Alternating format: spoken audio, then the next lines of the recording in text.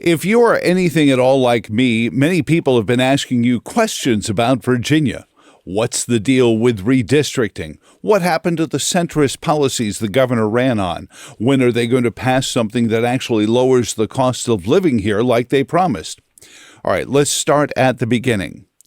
This is a Virginia blue catfish. This is a Virginia blue catfish, and it lives in the James River near Richmond and hides in the muck of the river bottom to keep from being detected. Actually, I guess either would be true then. If you've never been on Grindr or been a Virginia Tech football fan, you may have never heard of the word catfish being applied to a person before. But hiding their existence down below the surface is still an applicable description. The group, including the House candidates that ran on making Virginia more affordable, have been proposing sales tax increases, permissions for local governments to create all new sorts of taxes, and have rejoined the Regional Greenhouse Gas Initiative, which analysts like Steve Hayner at the Thomas Jefferson Institute and Dr. Bonner Cohen from the Committee for a Constructive Tomorrow have all said drive up energy prices, not down. Here's where you see some of the catfish. You heard them say that the cost of these things might be coming down, when in reality what they've been doing is developing subsidy programs to help Virginians that they say qualify to cover these costs. See? Catfish.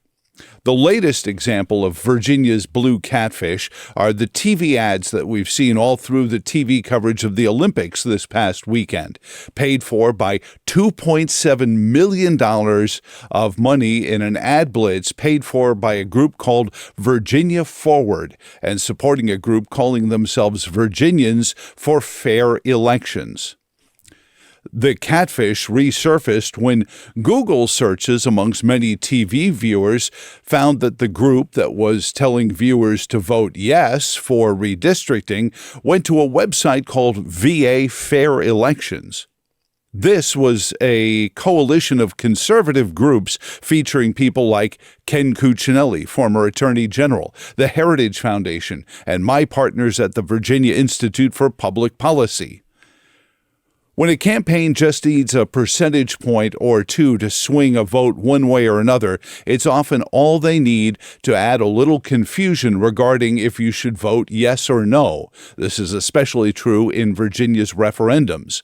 The coalition that actually established the constitutional amendment that we're currently living under, which was at the time called One Virginia 2021, is back this time, being led by the same folks, Brian Cannon, who started the movement, Republican former Governor George Allen, and Democrat former Senator Chap Peterson are amongst their committee. You can find them at nogerrymanderingva.org. One of the neat features of this site is called What They Said, since many of the very same people who voted in terms of ending partisan gerrymandering in 2021 are still around.